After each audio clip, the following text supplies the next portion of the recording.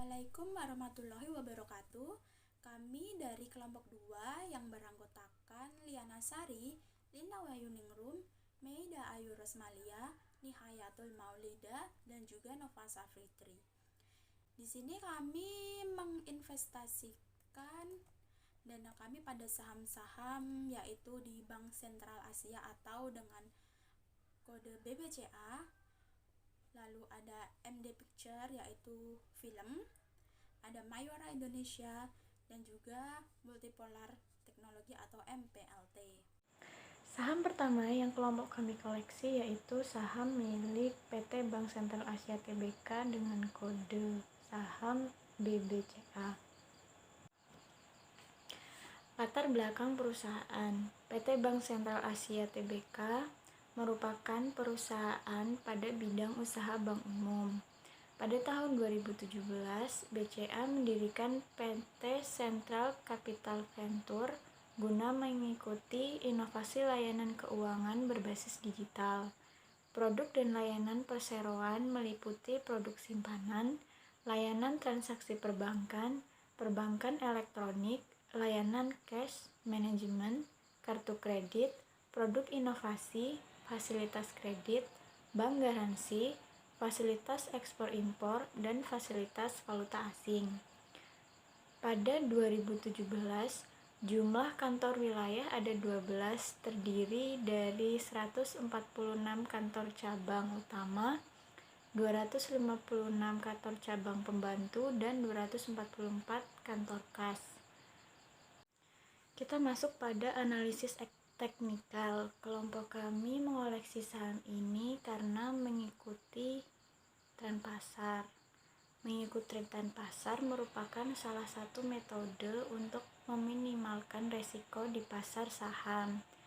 Kami melihat tren pasar dari IHSG. Dapat dilihat bahwa IHSG milik BBCA mengalami peningkatan hampir setiap harinya. Dalam keadaan seperti ini, kami juga memperhatikan stop loss untuk menghindari kerugian apabila harga saham turun. Kita masuk pada bagian analisis fundamental. Pada kuartal 1 tahun 2021, PT Sentral Asia Tbk membukukan laba bersih sebesar 7.040 miliar atau naik 7% dibanding kuartal 1 tahun 2020 sebesar 6.581. Pada perdagangan saat ini, PE ratio atau TTM perseroan berada di level 28,55 kali. PE ratio ini menunjukkan bahwa harga saham saat ini relatif tinggi dibandingkan dengan pendapatan atau dikatakan bahwa saham ini overpriced. Yang ketiga yaitu mengenai analisis laporan keuangan. Jadi perusahaan BBCA ini mencatat pendapatannya ini menurun senilai minus 5,6%, sehingga menjadi 20.558 billions rupiah. Billions.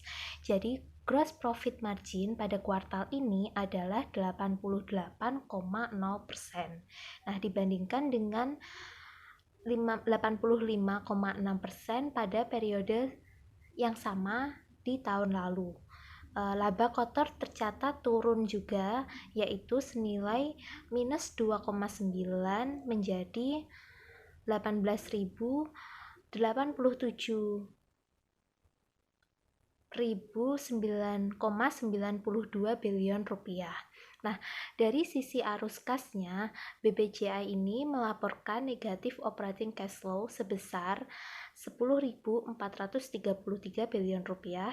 Nah, selain itu, emiten telah menyerap capex pada periode ini senilai 309 billion, sehingga free cash flow pada perusahaan ini tercatat senilai 10.742 billion rupiah. Sedangkan untuk total debt pada kuartal pertama di tahun 2021 sebesar 2.182 billion rupiah dibanding 4.000 847 billion rupiah di kuartal pertama pada tahun sebelumnya yaitu 2020. Nah, dengan demikian debt to equity ratio BBCI ini menjadi 0,01 dibanding 0,10 pada kuartal tahun lalu. Selanjutnya, saham di perusahaan MD Pictures Tbk atau di bidang perfilman. Selanjutnya, sebelum membahas mengenai sahamnya, kita akan membahas mengenai latar belakang dari perusahaan MD Pictures Tbk. Nah, MD Pictures Tbk ini bergerak dalam bidang usaha studio perfilman. Saat ini kegiatan usaha dari MD Pictures Tbk ini yaitu memproduksi film sendiri ataupun bekerja sama dengan rumah produksi lain. Nah, kemudian melakukan kegiatan pemasaran dan juga penjualan melalui jaringan bioskop, free tier TV, home video, dan juga digital. Nah, film-film sukses ini sempat mencapai lebih dari 1 juta penonton, antara lain yaitu Danur. Nah, Danur ini kan film horor ya. Yang kedua, Rudy Habibie. Ayat-ayat cinta juga dari MD Pictures. Surga kedua dan juga surga yang dirindukan. Selanjutnya yaitu pembahasan yang pertama mengenai analisis teknikal. Nah, MD Pictures ini juga mengikuti tren pasar, merupakan salah satu metode untuk meminimalkan resiko di pasar saham. Jadi, kami melihat tren pasar dari IHSG, dapat dilihat bahwa IHSG ini milik film mengalami peningkatan hampir pada setiap harinya. Nah, dalam keadaan seperti ini, kami juga memperhatikan stop loss untuk menghindari kerugian apabila harga saham turun. Yang selanjutnya adalah analisis fundamental untuk saham MD Picture atau film. Pada tahun 2021 di kuartal 1 membukukan laba bersih sebesar 18 billion rupiah atau naik 4 kali lipat dibanding Q1 pada tahun 2020 sebesar minus 9 billion rupiah. Pada perdagangan saat ini, PE rasio perseroan berada di level minus 177x. PE rasio ini menunjukkan bahwa harga saham saat ini relatif rendah dibandingkan dengan pendapatan atau dapat dikatakan dengan undervalue. Nah, untuk laporan keuangan MD Picture Tbk ini di laporan income statement bisa dilihat terjadi peningkatan pendapatan hampir 2 kali lipat dari 29,36 billion rupiah pada kuartal 1 tahun 2020 menjadi 60,96 billion rupiah pada kuartal 1 tahun 2021. Nah, lonjakan pendapatan ini terlihat pada film digital yang menembus hingga 51,05 billion rupiah. Nah, untuk laporan cash flow bisa kita lihat bahwa cash flow from operating tercatat negatif pada tahun 2020 di kuartal 2 sebesar minus 33,5. Nah, pada kuartal ketiga negatif 22,85, pada kuartal keempat negatif 0,45 dan mengalami peningkatan signifikan pada kuartal 1 tahun 2021 sebesar 23,58. Untuk cash flow from investing tercatat positif pada kuartal 2 sebesar 11,77, pada kuartal ketiga tercatat negatif 3,34, pada kuartal keempat kembali positif sebesar 6,5, dan pada kuartal 4 pada kuartal 1 tahun 2021 tercatat negatif sebesar 71,61. Untuk cash flow from financing tercatat negatif pada kuartal 2 sebesar negatif 18,84, pada kuartal 3 sebesar 0,49, pada kuartal 4 negatif 1,62 dan kuartal 1 tahun 2021 negatif 5,09. Nah, untuk laporan balance sheet selanjutnya, di laporan balance sheet ini bisa kita lihat bahwa total aset mengalami naik turun dengan selisih yang relatif kecil.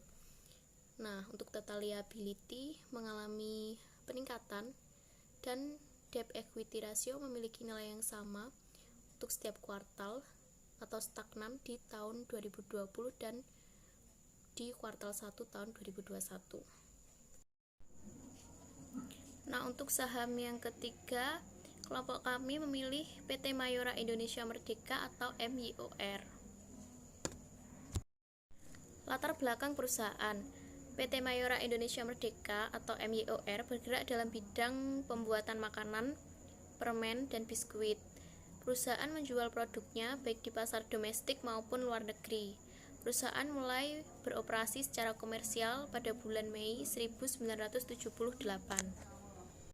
Ada analisis teknikal PT Mayora. Nah, di sini mengikuti pasar tren adalah salah satu metode yang digunakan untuk meminimalkan risiko di pasar saham. Nah, pada PT ini kami melihat tren pasar dari IHSG. Nah, PT Mayor ini menunjukkan fluktuasi yang terjadi hampir setiap hari.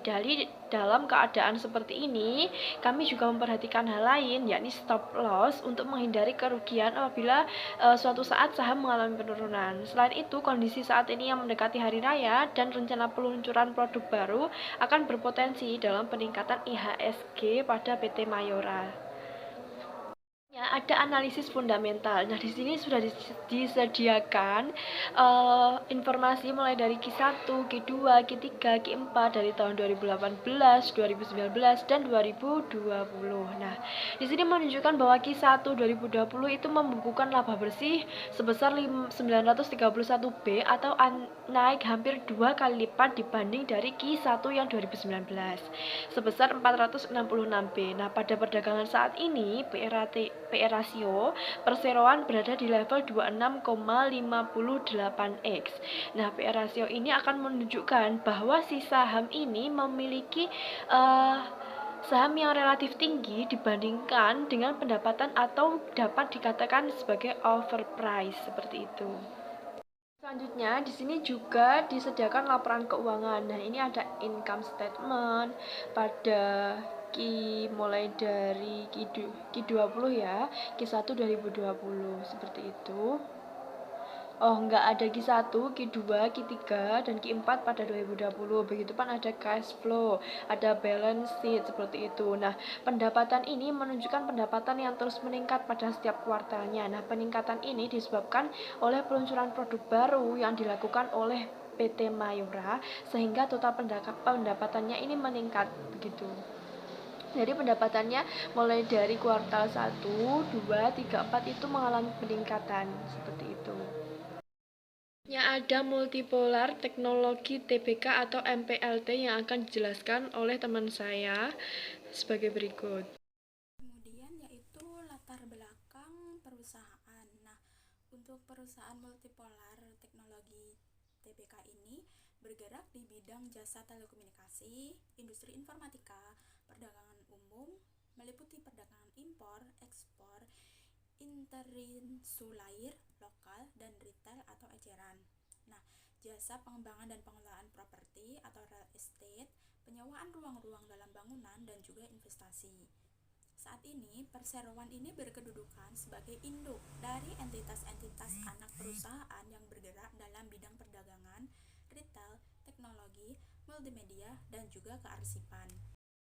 Kemudian untuk analisis teknikal. Nah, di sini kami mengikuti tren di mana mengikuti tren pasar merupakan salah satu metode untuk meminimalkan risiko di pasar saham.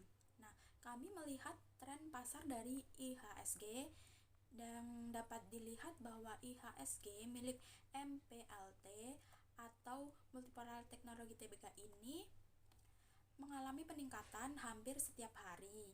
Nah, dalam keadaan seperti ini, kami juga memperhatikan stop loss untuk menghindari kerugian apabila harga saham turun.